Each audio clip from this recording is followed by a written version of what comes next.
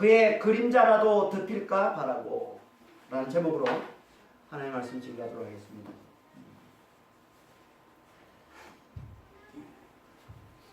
오늘 본문은 우리가 지지난 시간에 살펴봤던 이제 사도행전 4장 29절에서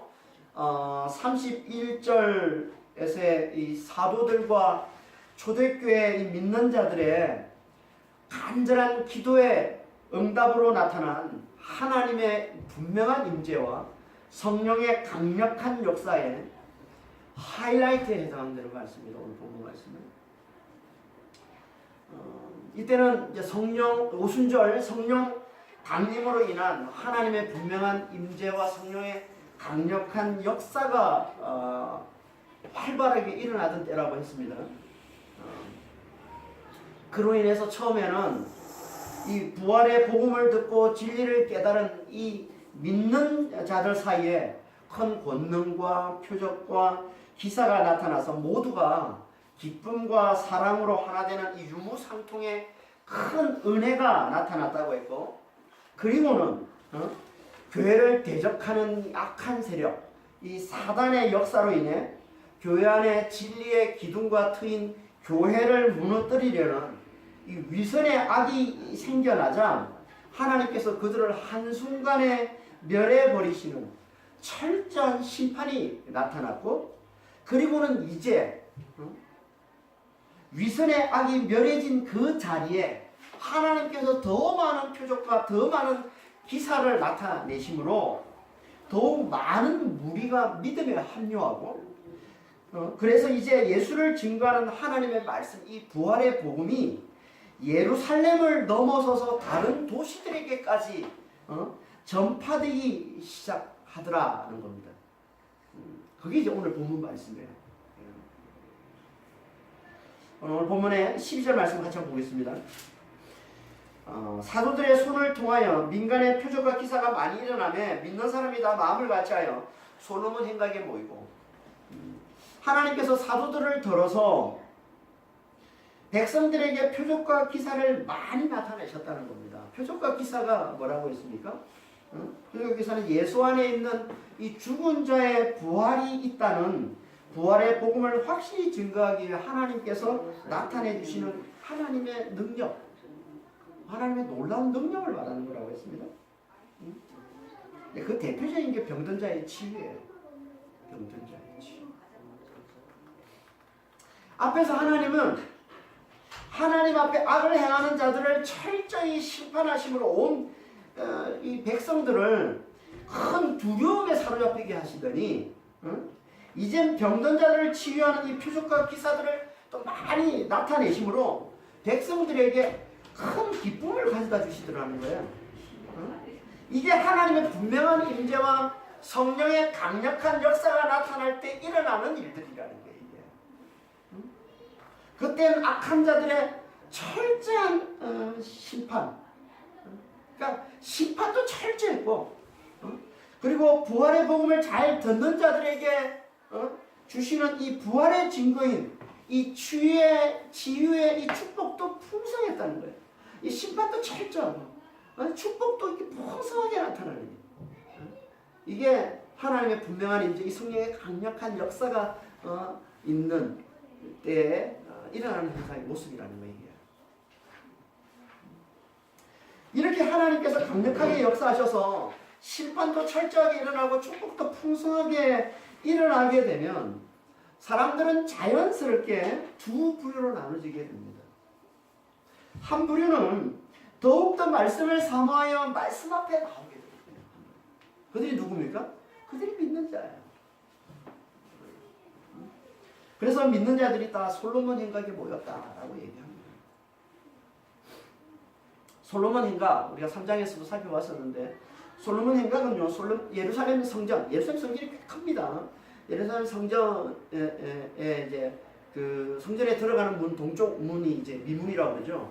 그게 동문인데 그 안으로 들어가면 그 안쪽에 바로 이제 오른쪽이죠. 들어가자면 오른쪽에 보면 이제 모임을 가질 수 있는 넓은 공간이 있습니다. 거기에 이제 이 벽은 없고 이제 기둥으로만 되어 있는 그런 복도식 그런 회당이 있는데 그걸 이제 솔로몬 행각이라고 부르는 거예요. 솔로몬 때 지어졌다고 해서 솔로몬 행각이라고 부르는 겁니다. 당시 유대인들은 이제 성전에서 예배를 드리거나 성전에서 이제 기도를 한 이후에 이제 나와서 그 예배당에서 이제 나와서 출입문 곁에 이제 모이는 그런 습관들이 있는데요. 그렇게 출입문 곁에 이렇게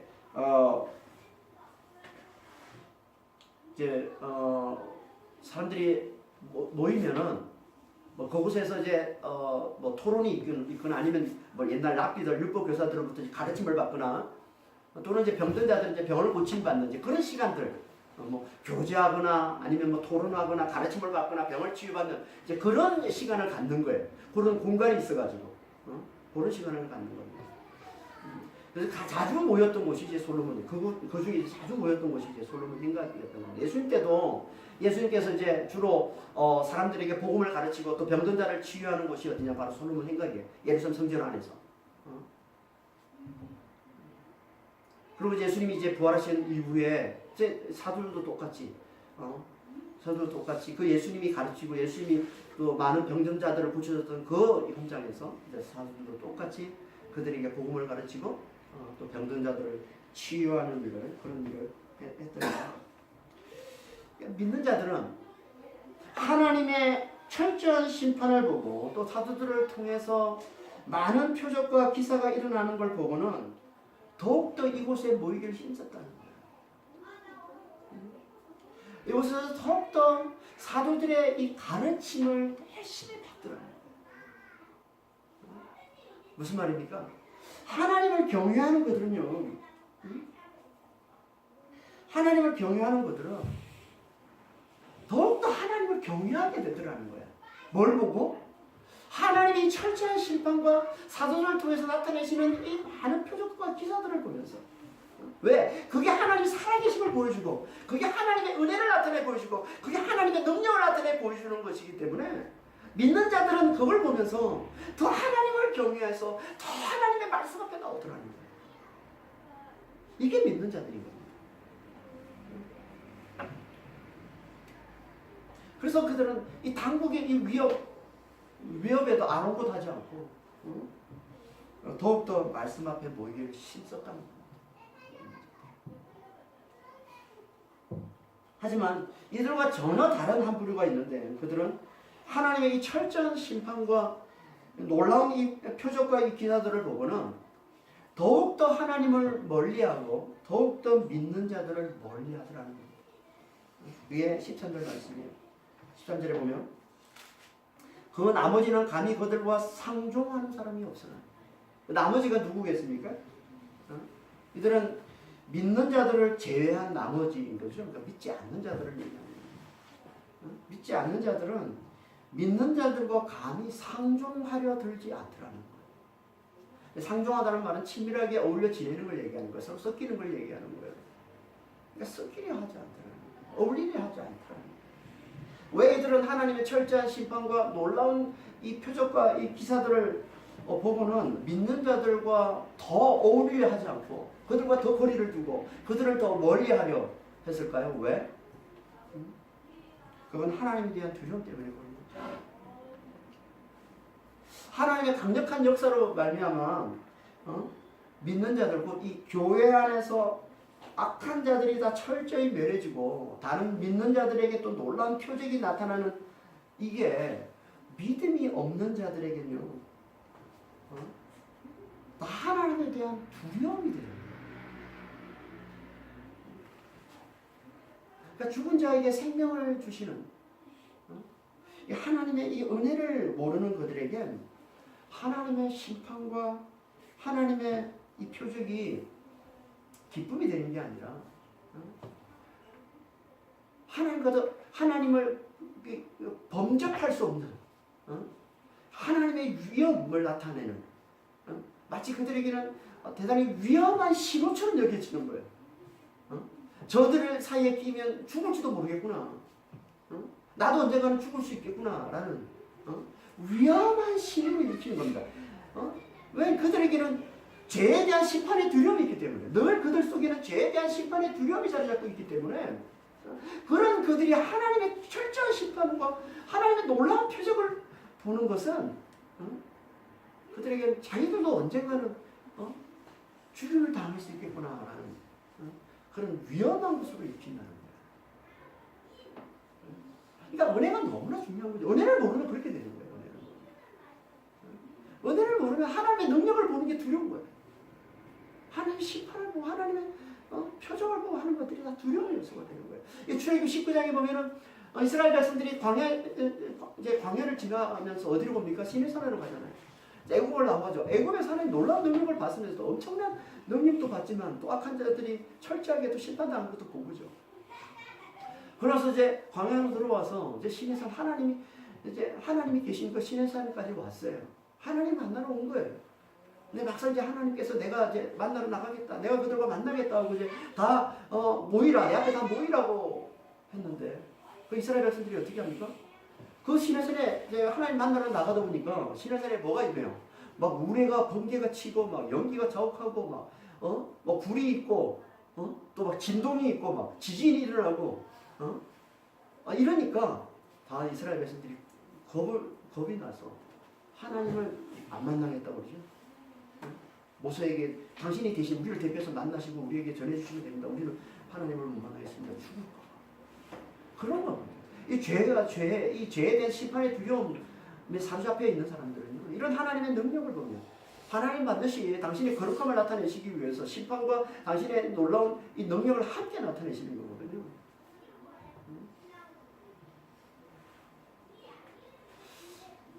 많은 사람들이 하나님의 심판을 모르고 하나님의 어떤 이 축복의 이 능력만 보기 때문에 그냥 별 생각 없이 하나 앞에 나오지. 지금 이 시대에도 그렇지 않습니까? 교회에 오면은 병든 자가 치유받고 이러니까 교회 많은 사람들이 오시면, 만일에 교회에 왔는데 악에 대해서 하나님의 심판이 임하는 걸 보여주면 아마 많은 사람들이 교회에서 발길을 돌릴 거예요. 세상에 막 지진이 일어나고 세상에 막 전쟁이 일어나고 이 9.11 테러 같은 일이 벌어지면 어떤 일이 벌어져요? 그런 일이 일어나면 교회가 매진된다고 그러죠. 모든 사람들이 교회로 오는 거야. 두려움이 임하니까.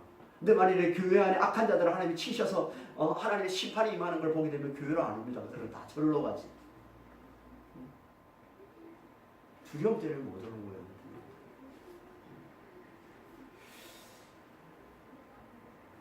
그러니까 은혜를 아는 게 너무 중요해요. 은혜를 모르면요 절대 하나님 앞에 나올 수가 없습니다. 은혜를 모르면 죄로 말미암아 죽을 수밖에 없는 우리를 그리스도께서 은혜로 우리의 모든 죄를 대신 짊어지시고 십자가에 못 박히셨다는 거예요. 그래서 우리 육신이 그리스도와 함께 죽었고, 그래서 이제 우리 안에 그리스도께서 사신다는, 그리스도의 생명으로 사는 자가 됐다. 그리스도 안에서 영생과 부활을 사는 자가 되었다는 이 은혜를 아는 자만이 하나님의 심판과 표적을 기쁨으로 가지고 있습니다. 그 심판과 표적을 우리의 죽음과 부활을 확인시켜주는 놀라운 축복으로 이들만, 이 은혜를 아는 자들. 그러니까 은혜를 아는 자는 하나님의 심판과 표적을 보면서 자신의 죽음과 자신의 부활을 더 확신하게 되는 것이고, 은혜를 모르는 자들은요 그 심판과 표적을 보면서 오직 자신의 심판만을 더 확신하게 돼요. 은혜를 모르는 자는. 그러니까 믿는 자들과 상종할 수가 없는 거예요. 하지만 그들 가운데 믿는 자들을 보면서 칭찬하는 자들이 있다는 게, 칭송하는 자들이 있다는 거. 그들이 누굽니까? 가난한 백성들이에요. 칭송한다는 말은요 높이고 찬양한다는 말이에요. 칭송한다는 말이에요.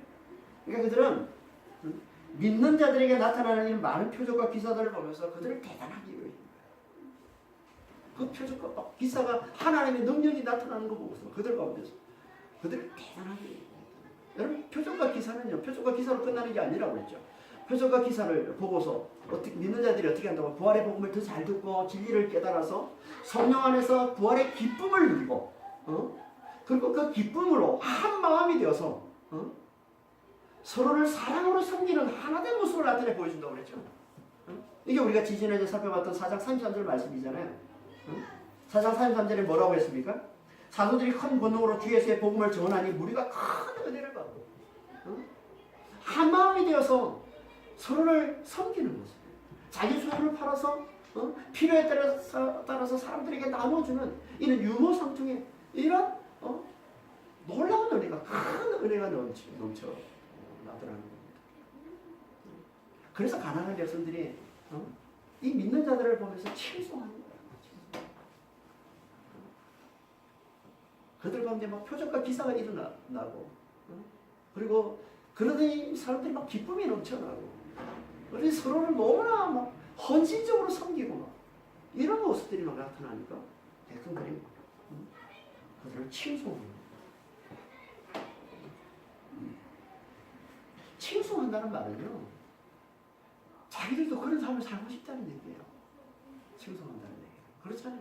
자기들에게도 그런 좀 표적과 기사가 나타나고 그런 놀라운 능력이 나타나고 그리고 자기들도 정말 이 복음을 제대로 깨달아서 저들이 누리고 있는 그 기쁨을, 그 부활의 그 기쁨을 자기들도 누리는 삶을 살고 싶은 거예요. 그리고 자기들도 정말 한 마음이 돼서 서로를 그렇게 사랑으로 섬기는 삶을 살고 싶은 거예요. 그러니까 칭송한다는 말은 그런 간절한 그런 사모함이 있음을 나타내고 있는 겁니다. 그런 마음이 가득한 자들은 어떻게 하겠어요? 서서히 자기 속에 처음에 자기 속에 자리 잡고 있는 이 두려움, 내가 심판당하면 나도 심판당하면 어떻게 할까 하는 이 두려움을 깨고 나와서 담대히 사도들이 전하는 복음 앞에 섭니다. 그리고 복음을 듣게 되고 그러면서 그 믿는 자들이 누리고 있는 그 하나님의 놀라운 능력, 그 표적과 그 기사들을 자기들 삶 가운데서도 풍성하게 나타나기를 간절히 사모하게 되는 것이고 그런 자들이 결국 믿음을 가지면서 믿음의 대열에 합류하게 되는 거죠. 그래서 14절에 이렇게 말씀하고 있는 거예요. 14절에 믿고 죽기로 나오는 자가 더 많으니 남녀의 큰 무리다. 그렇게 칭송하는 자들이 결국은 어떻게 하더라는 거예요? 복음 앞에 나와서 복음을 사도들이 가르치는 그 복음을 듣고서 믿음을 가지게 됐다는 얘기죠. 많은 남자와 여자들이 그렇게 믿음의 대열에 다 합류하더라는 거예요.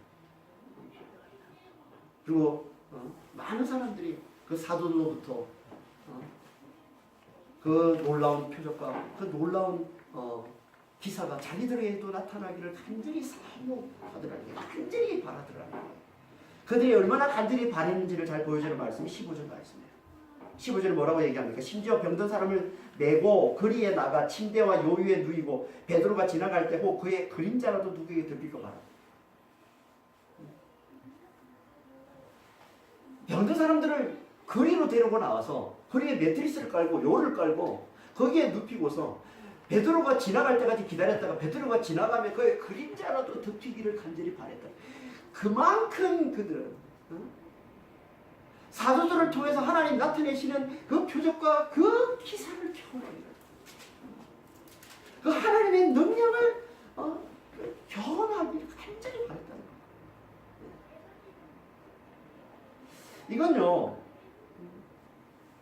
곧 무슨 얘기입니까? 그만큼 당시의 사도들을 통해서 표적과 기사가 하나님께서 이 사도들을 통해서 너무나 많은 표적과 기사들을 나타내 보여주셨음을 나타냄과 동시에 그만큼 사도들의 가르침을 듣고 믿어 이 사도들을 따르는 자들이 너무나 많았음을 보여주고 있는 거예요.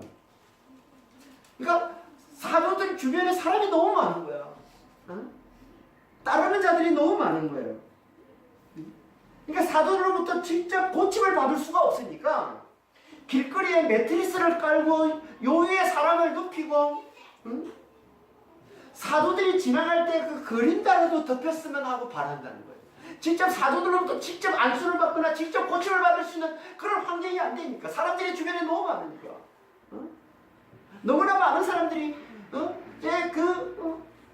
사도들의 그 가르침을 듣고 사도들로부터 그 표적과 기사가 행해지기를 간절히 바라고 사도 앞에 나오는데 직접 고침을 받을 수 없다는 거예요. 사람들이 너무 많으니까 믿는 자들이 너무 많이 생깁니다. 그래서 사람들이 지나갈 때 그림자라도 덮이기를 바라면서 거리에 매트리스를 깔고 거기 환자를 눕히고 그렇게 해서 고침을 받고 구원을 받더라는 겁니다. 이건요 마치 복음서에서 예수님을 통해 표적과 기사가 많이 일어나자 많은 사람들이 예수님을 따랐고 그래서 주위에 사람들이 너무 많아서 그분께 직접 병을 치료받을 수 없게 되자 어떻게 합니까? 한 여인이 예수님의 옷이라도 만져서 고침을 받으려 했던 것 같은 거죠. 마가복음 5장 24절에서 28절입니다. 이에 그와 함께 가실새 큰 무리가 따라가며 애워서 밀더라. 12해를 혈육 쪽으로 알아온 한 여자가 있어 예수의 소문을 듣고 무리 가운데 끼어 뒤로 와서 그의 옷에 손을 대니 이는 내가 그의 옷에만 손을 대어도 구원을 받으리라 생각합니다. 이에 그의 혈로 근원을 본 마름에 병이 나은 줄을 몸에 깨달으니라. 하나님께서 예수님께 성령과 능력을 기름 부으셔서 그분을 통해 놀라운 권능과 표적과 기사가 나타나도록 하시는데 그 능력이 어느 정도까지냐면 누군가가 그분의 옷만 만져도 나으리나 믿음을 가지고 옷을 만지기만 해도 고침을 받을 정도입니다. 근데 그런 똑같은 놀라운 능력이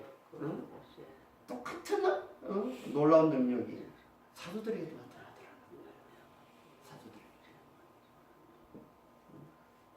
누군가가 베드로의 그림자라도 덮이기만 하면 고침을 받을 거라는 믿음을 가지고 그 위에 매트리스를 깔고 그 위에 환자를 눕히고 그의 그림자 덮이기만을 바라는 거예요. 그래서 고침받는 그런 일들이 일어나더라는 겁니다. 베드로에게는 이런 능력이 나타났던 게 아닙니다. 바울에게도 바울이 변화된 이후에 이방인의 사도로 쓰임받을 때도 똑같은 능력입니다. 사도행전 19장 10절 12절입니다. 두해 또한 이같이 하니 아시아에 사는 자는 유대인이나 헬라인이나 다 주의 말씀을 듣더라. 하나님이 바울의 손으로 놀라운 능력을 행하게 하시니 심지어 사람들이 바울의 몸에서 손수건이나 앞치마를 가져다가 병든 사람에게 얹으면 그 병이 떠나고 아프지 않더라. 바울이 에베소에서 사역할 때인데요. 아시아죠. 지금 터키 지역입니다. 사역할 때. 그게 복음을 전하고 이제 많은 사람들이 복음을 들으니까 하나님께서 바울을 통해서 놀라운 능력을 행하시는데 어느 정도까지 놀라운 능력을 행하시면 바울의 몸에 있는 손수건 가지고 앞치마 가지고 병든 자에게 얹으면 나아집니다. 고침을 받는 그런 놀라운 능력을 하나님이 하시고 놀랍지 않습니까? 지금도 이런 능력이 나타나면 진짜 엄청나지 않겠어요? 근데 왜 전에는 주님께서 이런 놀라운 능력을 나타내 보여주셨는데 왜 지금은 이런 능력이 안 나타나는 거예요? 하나님의 능력으로 나타나는 거라고 하잖아요. 하나님의 능력. 이런 놀라운 능력 하나님 나타내 주시는 거예요. 동일하신 하나님께서 우리와 함께 하시는데 왜 우리에게는 우리 교회에 이런 능력이 나타나면 손수건 가지고 너도나도 막 손수건 값이 엄청 올라갈 거예요. 그 값이 엄청나요. 왜 이때는 이렇게 하나님께서 놀라운 능력, 이렇게 엄청난 능력을 나타내 주시는데 왜 지금은 이런 능력이 나타나지 않을까요? 성경에 봐도 이런 능력이 난 경우는 이 세 경우밖에 없습니다. 다른 데서 이런 능력이 나타나는 거 보이지 않습니다. 그렇다면 이 세 경우가 뭔가 하나님께서 이렇게 놀라운 능력이 나타날 만한 특별한 이유가 있었기 때문에 그랬다고 볼 수 있겠죠. 도대체 왜 그랬을까요? 그게 뭘까요? 그건요, 이 세 경우가 다 새 시대를 여는 어떤 하나님이 너무나 분명하게 임하시고 또 강력하게 역사하시는데 그런 상황이었기 때문에 그럽니다. 예수님이야 당연히 그분은 구약 내내 예언한 말씀하신 메시아가 이 땅에 오신 메시아가 이 땅에 오심을 성취하신 분이 예수님이시기 때문에 그래서 하나님께서 그분을 통해서 그분의 메시아 되신 그분의 그리스도 있음을 확실히 나타내 주셔야 되는 때였던 것이고 그래서 예수님을 통해서 성령과 능력을 기름 부으셔서 너무나 놀라운 능력을 많이 나타나도록 하시고 베드로는 어떻습니까? 성령에 의해서 유대인의 사도로 세워진 자예요. 유대인의 사도로 세워진 자예요. 성령에 의해서. 그러니까 하나님께서 그를 통해서 그리스도의 복음이 유대인들에게 확실하게 전해질 수 있도록. 그래서 그에게 놀라운 능력이 나타났다. 그리고 바울은요. 바울은 어떻습니까? 성령에 의해서 이방인의 사도로 세워진 자예요. 그래서 하나님께서 그를 통해서 이방인들에게 그리스도의 복음이 확실하게 전파되게 하기 위해서 하나님께서 놀라운 능력이 그를 통해서 나타나게 하십니다. 그러니까 이 세 경우는 다 새 시대를 여는 그들을 위해 하나님께서 일부러 그들에게만 특별히 분명한 임재와 강력한 역사로 함께해 주셨기 때문에 나타난 역사라는 거죠.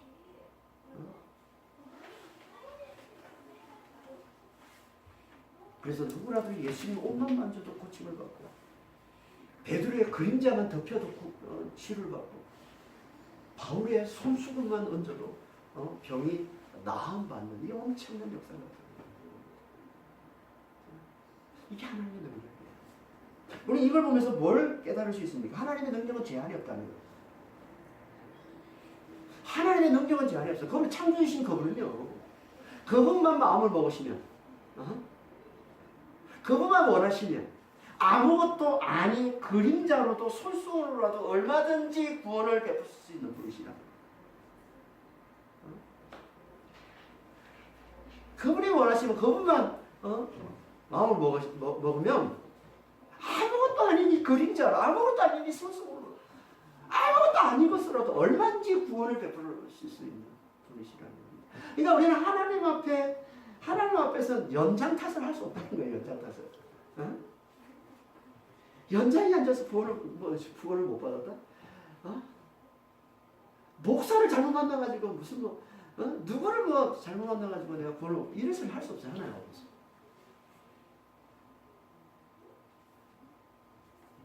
그래서 예수님께서 그 귀신이 들려서 간질에 걸린 아들을 이제 제 아들 앞에 데려 나왔는데 그 제 아들이 고침받지 못한 것을 이제 예수님께 하소연하는 그 아버지에게 예수님이 이렇게 말씀하시죠.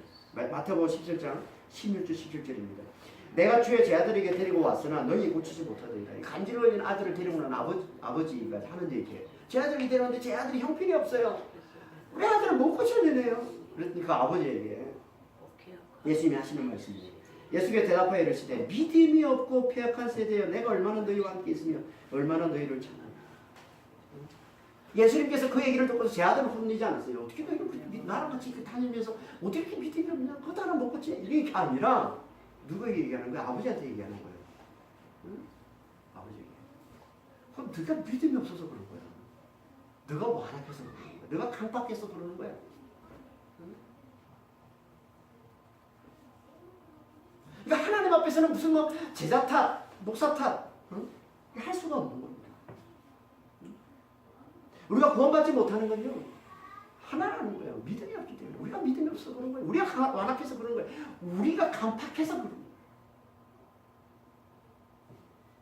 그러니까 우리가 하나님을 제대로 믿으면 하나님은 아무것도 아닌 그림자로도 아무것도 아닌 손수건으로도 얼마든지 우리를 구원해낼 수 있는 분이시라는 거예요. 우리가 믿음만 있다는 거예요.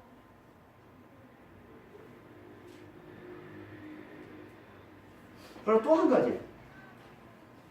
하나님은요, 당신의 이 무한한 이 능력을 오직 당신의 뜻을 위해서만 나타내신다는 겁니다.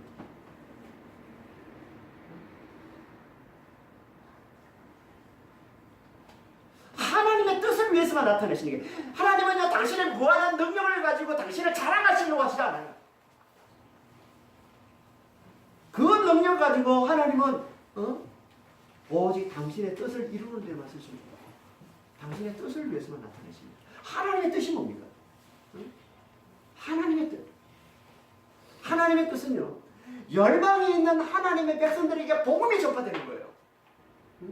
그들이 복음을 듣고 믿음으로 하나님께 돌아오는 겁니다. 구원받는 거. 이게 하나님의 뜻이에요.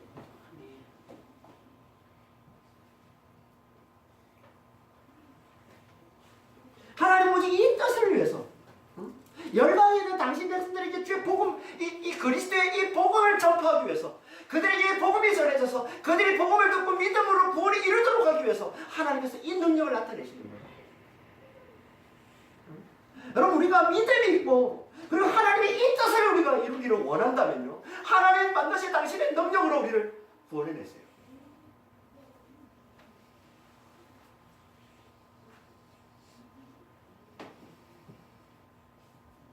그래서 오늘 본문에서도 예루살렘 주변 도시에서 많은 무리들이 병자를 데리고 와서 고침을 받았다라고 얘기하는 건데, 16절에 16절을 볼까요? 예루살렘 부근의 수많은 사람들도 모여 병든 사람과 더러운 귀신에게 괴로움을 받는 사람을 데리고 와서 다 나음을 얻으니라. 예루살렘 부근의 수많은 사람들이라고 그랬는데, 원어에 보면 예루살렘 부근의 도시들로부터, 예루살렘 부근의 이 도시들로부터 수많은 사람들이 모여들었다는 거예요. 병든 자를 데리고 모여들었다는 거예요. 그리고 거기서 고침받았다는 거예요. 무슨 얘기하는 거예요? 예루살렘에서 하나님께서 놀라운 능력을 나타내시자, 표적과 기사를 나타내시자, 이게 이 소문이 예수 안에 구원이 있다는, 예수 안에 부활이 있다는 이 소문이 예루살렘을 넘어서서, 지금까지는 예루살렘 안에서만 하나님께서 표적과 기사로 놀라운 능력을 나타내시면서 많은 사람들이 믿음에 이르게 하셨는데, 이제 드디어 하나님께서 예루살렘을 넘어서서 예루살렘의 주변에 있는 도시들에까지 이 복음이 전해져서 복음의 대열에 많은 사람들이 합류하게 하나님 만드시는, 이게 사도행전 처음으로 예루살렘을 넘어서서 복음이 전파되는 이야기가 나타나는 겁니다. 16절에. 그러니까 하나님께서 사도들을 통해서 놀라운 표적과 기사를 나타내시고, 심지어 그림자로도 구원을 베푸시는 이 놀라운 능력을 나타내시는 이유가 뭐냐면, 예수 이름으로 주어지는 이 구원의 능력이, 예수 안에 죽은 자의 부활이 있다는 이 부활의 이 복음이 예루살렘을 넘어서서 유다와 사마리아와 땅끝까지 전파되도록 하기 위함입니다. 그래서 열방에 있는 하나님의 백성들이 그 복음을 듣고 믿어 구원에 이르도록 하기 위함인 겁니다. 이게 하나님의 뜻이에요. 하나님 이걸 위해서 능력을 나타내 주시고, 이걸 위해서 표적과 기사들을 나타내 주시는, 그러니까 하나님께는요, 하나님의 능력보다 하나님의 표적 행하신, 하나님의 놀라운 능력을 행하시는 것보다 훨씬 더 중요한 게 있다는 게, 그게 뭐예요? 열방의 복음이 전파되는 거예요. 열방의 복음이 전파되어서 당신의 백성들이 그 복음을 듣고 믿음으로 구원에 이르게 되는 거라는 거예요. 하나님께서는요, 이걸 돕기 위해 쓰시는 게 능력인 거예요. 복음이 전파되는 일에 도움을 주기 위해서 쓰는 게 하나님 능력인 거예요. 그리고 이 도움이 더 이상 필요 없으시면 하나님이 닫아버리시는 거예요.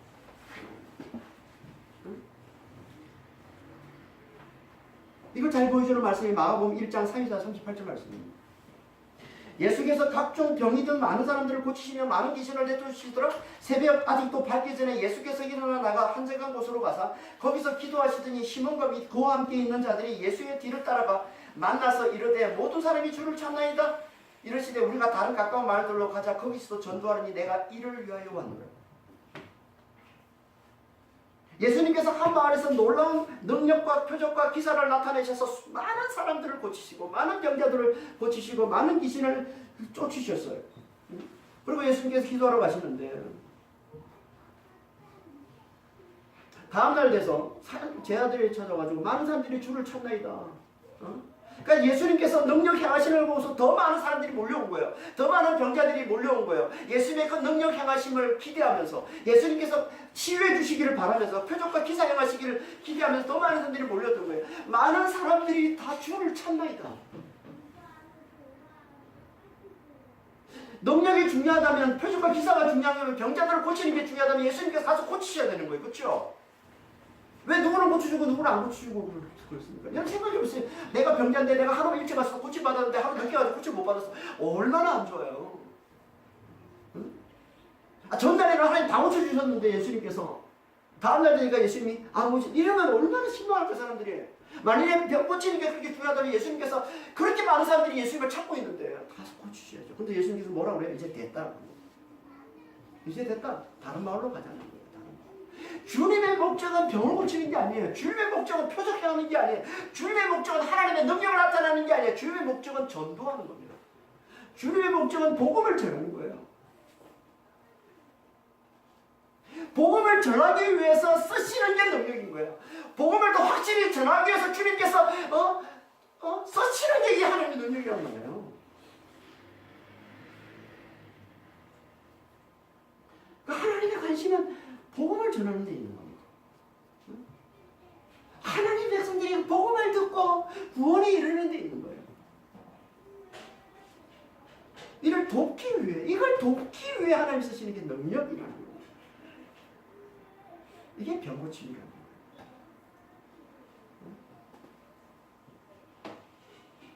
말씀을 확실히 증거하기 위해서, 말씀을 더 확실히 증거하기 위해서 하나님께서 이 표적과 이 기사를 나타내시는 겁니다. 그러니까 그리스도의 복음이 활발하게 전파되던 초기에 표적과 기사가 활발하게 났던 거예요. 복음이 전파되던, 복음이 아주 풍성하게 복음이 전해지던 그런 때에 이 표적과 기사가, 하나님의 놀라운 능력이 활발하게 일어났던 겁니다. 하지만 복음이 전파된 후에는, 확실하게 복음이 전파되고 이제 많은 사람들이 복음을 깨닫고 진리를 깨달은 후에는 이제 뭘 주님이 원하십니까? 그 가운데서 계속 표적과 기사를 하나님 주시기를 원하시는 게 아니라 이제는 성령 안에서 기쁨을 누리면서 서로 섬기는 삶을 살기를 원하시는 거예요. 이게 교회라는 거예요. 이게 성령 충만한 교회라는 거예요.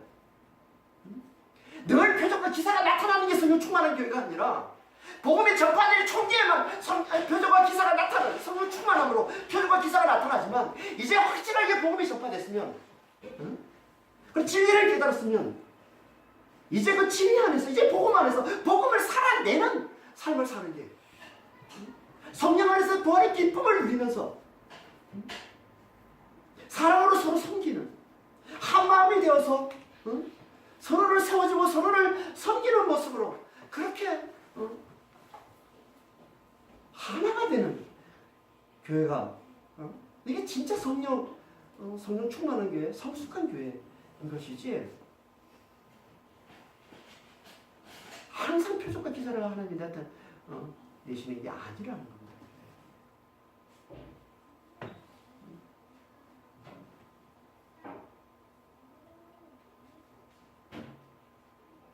확실히 복음을 들었으면, 이제 확실히 복음을 듣고 진리를 깨달았으면 이제 성령 안에서 부활의 기쁨을 누리면서 서로를 섬기는, 서로를 사랑하는, 서로가 하나 되는 이 삶을 살라는 거예요. 그래서 믿음 위에 굳게 서는 거예요. 믿음 위에 굳게 서서 함께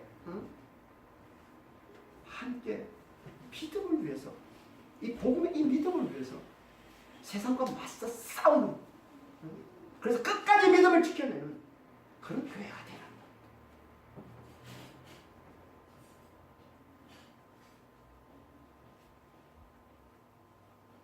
거예요. 지금도 마찬가지입니다.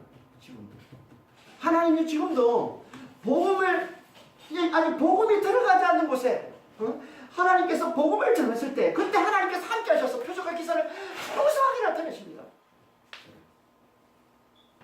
여러분, 우리 삶 가운데, 아니 우리 가운데 표적과 기사를 많이 보기를 원하세요? 하나님이 나타내시는 표적과 기사 지금도 있습니다. 지금도 하나님은 놀랍게 역사하셔서 표적과 기사를 나타내십니다. 어디에?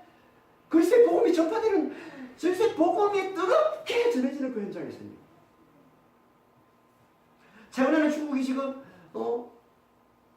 환경이 너무 열악해져가지고 많은 선교사들이 추방당하고 교회들이 많이 문을 닫고 지금 그러고 있지만요, 그 전까지만 해도, 그러기 전까지만 해도, 그러니까 사단이 역사하는 거죠. 그 전까지만 해도 중국은 정말 복음이 뜨겁게 전해지던 현장이거든요. 그러니까 심심찮게 듣습니다. 하나님께서 얼마나 놀라운 표적과 기사를 나타내고 있는지, 중국에서 복음이 전해지는 그 현장에서. 중국이나 아프리카 쪽에는요, 이렇게 하나님께서 뜨겁게 그리스도의 복음이 뜨겁게 전파되는 그 현장에 표적과 기사를 많이 나타내신다는 얘기를 참 많이 듣게. 그러니까 지금도 하나님은요, 아직 복음이 들어가지 않는 곳에 그리스도의 복음이 전해지는 그 현장에선 동일하게 표적과 기사를 많이 나타내세요. 우리 삶 가운데 그걸 보기를 원하면 그리스도의 복음을 좀 뜨겁게 전해보세요. 그리고 예수 이름으로 능력을 행해보세요. 그러면 이 표적과 기사가 우리 삶 가운데 나타납니다. 그냥 구경만 하려고 그러지 마시고, 이제 우리가 하나님께 보내받는, 우리가 이제 교회가 보내받는 자거든요. 믿는 자는 다 보내받는 성령 안에서. 내가 진리를 깨달았으면 우리 교회 안에서 기쁨을 누리고 사랑으로서 섬기면서 또 하나님 보내시는 대로 복음을 증거하는, 복음을 전하는 이 삶을 살면 반드시 하나님께서 이 표적과 기사를 나타내게 해주십니다. 보세요. 복음을 전해보세요. 예수 이름으로 능력을 행해보세요. 그런 표적과 기사가 나타나요.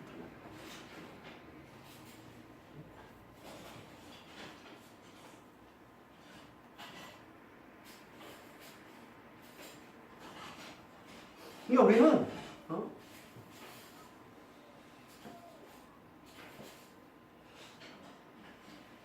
복음을 처음 들을 때, 접할 때, 그때 아니면 하나님께서 우리를 복음을 전하는 사명자로 우리를 세우셔서 복음을 증거하도록 우리를 보내실 때, 우리는 그때 오늘 이 본문에서 나타나는 것처럼 하나님께서 표적과 기사를 풍성히 나타나게 해주셔서 복음을 확실하게 전하는 그것을 우리 삶 가운데 경험할 수 있습니다. 하나님 그걸 원하세요.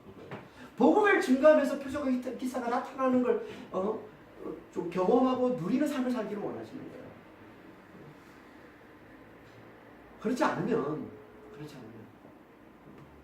이제는 우리가 하나님을 성숙하기를 원하시는 거예요. 교회 안에서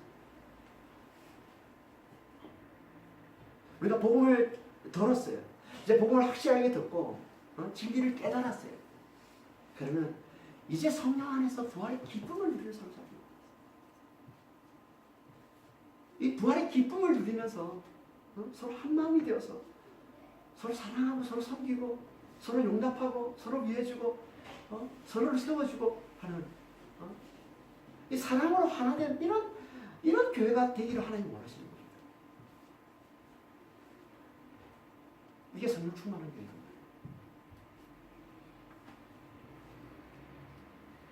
그래서 말씀도 보면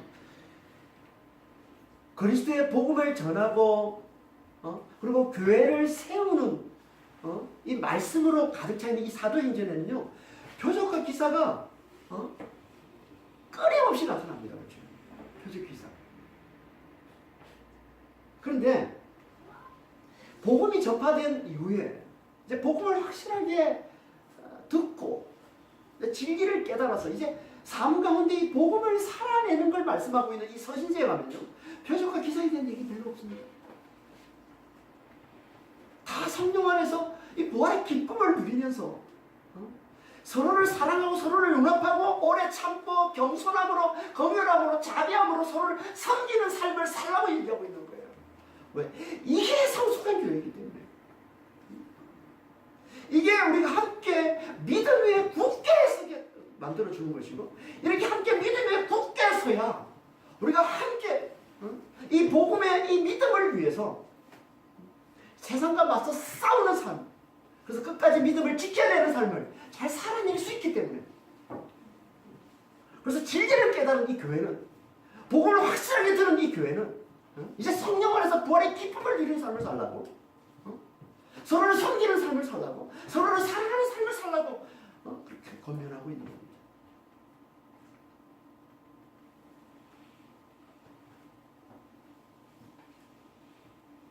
그러니까 우리는 내가 아직 이 복음을 제대로 깨닫지를 못했다고 생각이 들면, 진짜 복음을 좀 복음을 열심히 좀 잘 들으면서 하나님 앞에 좀 표적과 기사를 나타내셔서 복음을 확실히 깨닫게 달라고 기도하시면 돼요. 우리 그런 얘기 많이 하잖아요. 최신자 때 아직 복음을 제대로 깨닫지 못한 때 하나님께서 이뻐하셔서 능력을 잘 나타내 주신다고 그러잖아요. 같은 얘기를 하는 겁니다. 아직 내가 복음을 제대로 깨닫지 못, 아직 내가 진리를 제대로 깨닫지 못했어. 그래 하나님께 기도하세요. 하나님, 내가 주의 말씀을 내가 더 잘 듣기를 원합니다. 그리고 표적과 기사를 보여주셔서 내가 복음을 확실히 깨달을 수 있도록 좀 도와주세요. 여러분 기도하세요. 그럼 내가 진리를 깨달았어요. 그러면 이제는 성령 안에서 기쁨을 누리는 자가 되게 달라고 여러분 기도하시기 바랍니다. 그 기쁨으로 섬기는 삶을 살 수 있도록, 형제들을 사랑하는 삶을 좀 살 수 있도록 홀에서 기도하시길 바랍니다.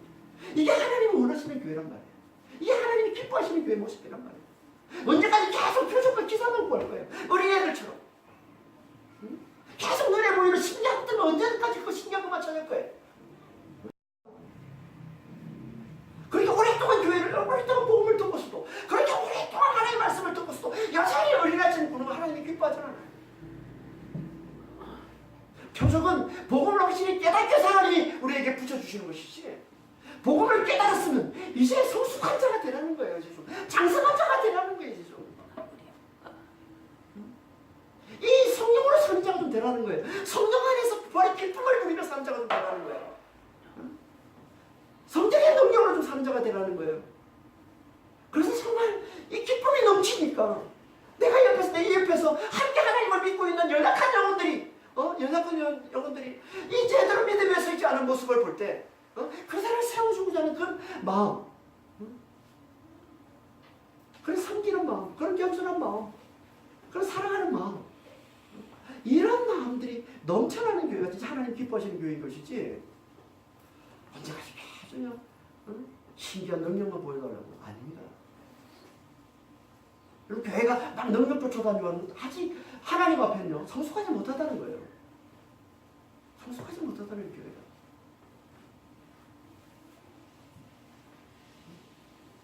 그리고 이제 하나님께서 우리가 성숙한 교회가 돼서 이제 기쁨을 누리면서 서로 사랑하는 일이 교회가 돼서 이제 하나님께서 우리를 복음을 증가하는 일에 쓰시면 그때 또다시 하나님께서 우리에게 표적과 기사를 나타내셔서 복음을 전할 때 표적과 기사를 하나님 나타내 주셔서 그래서 많은 사람들이 그 표적과 기사를 보고 하나님을 믿을 수 있도록 도와주세요 라고 기도하시면 되는 겁니다.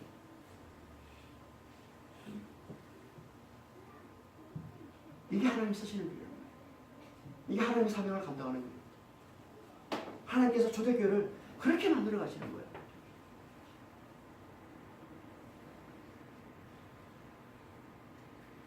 이거 우리는 아직 내가 복음을 제대로 깨닫지 못했다. 그런 표적과 기사를 보아세요. 그래서 정말 복음을 제대로 깨닫게 달라고. 예수 안에 죽은 자의 부활이 있다는 이 복음의 이 부활의 이 복음, 이 진리를 정말 제대로 깨닫게 해달라고. 그럼 그걸 위해서 표적과 기사를 구하세요. 그러니까 진리를 깨달았으면 이제 성령 안에서 기쁨을 누리며 사는 자, 부활의 기쁨, 영생의 기쁨을 누리며 사는 자가 되겠다. 그래서 옆에 연약한 자들을 좀 세워줄 줄 아는 자가 되겠다. 성숙한 자가 되겠다고. 그걸 위해서 기도하세요. 그걸 위해서 간절히 기도하세요. 그리고 세상에 아직도 하나님을 알지 못하는 세상에 이 그리스도의 이 복음을 잘 증거할 수 있도록 주님 도와달라고. 이걸 위해서 표적과 기사를, 하나님 복음을 전할 때 표적과 기사가 나타나도록 주님 도와달라고. 그걸 위해서 기도하시면 됩니다. 하나님 우리가 그렇게 성령으로 충만한, 그렇게 성숙한 믿음을 가진 그런 성도들이 다 되기를 원하십니다. 그런 믿음의 성도들이 다 되시길 예수님을 축원합니다. 기도하겠습니다. 하나님 아버지,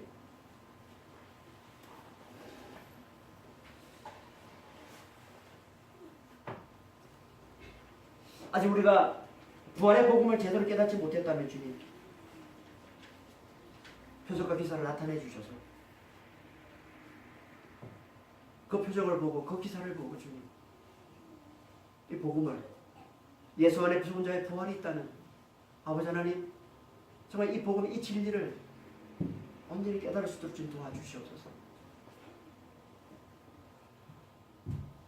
하지만 우리가 주님 복음을 오래 들었고, 그래서 이제 이 부활의 복음을 확실하게 알고 이 진리를 깨닫고 우리가 믿음으로 살아간다면 주님, 이제 우리는 성령 안에서 부활의 기쁨을 누리며 사는 자가 되기를 원합니다. 그 기쁨으로 아버지 하나님, 연약한 지체들을 붙들어주고 세워주고 돕고 섬기는 삶을 살기를 원합니다. 주님,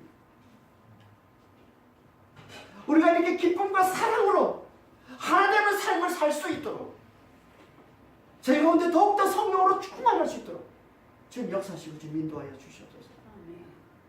그래 우리가 함께 믿음에 굳게 서서 함께 믿음을 위해서 싸울 수가 있습니다.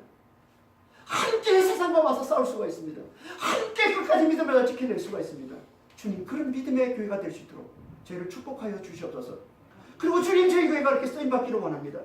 이제 아직 세상에 하나님 복음을 듣지 못한, 그리스도의 복음을 듣지 못한 자들에게 아버지 복음을 증거하는 아버지 하나님, 정말 이 사명을 저희가 감당하기를 원합니다. 주님이 이렇게 그리스도의 복음을 증거할 때 아버지 하나님, 정말 초대교회와 같이 이렇게 아버지요, 정말 표적과 기사가 풍성하게 나타나서 복음을 듣는 자들마다 아버지 그 표적을 보고서 확실히 복음을 깨달을 수 있도록 저희를 축복하시고 주님 인도하여 주시옵소서. 그래서 아버지 정말 온 땅에, 온 열방에 그리스도의 복음이 확실히 증거될 수 있도록, 전파될 수 있도록, 그래서 하나님의 백성들이, 열방에 있는 하나님의 백성들이 속히 주님께 다 돌아올 수 있도록 주여 도우시고 주님 역사하시고 주님 인도하여 주시옵소서. 이 일에 쓰임받는 저희 교회가 되게 하여 주시옵소서. 감사하며 우리 주 예수 그리스도로 기도합니다. 아멘.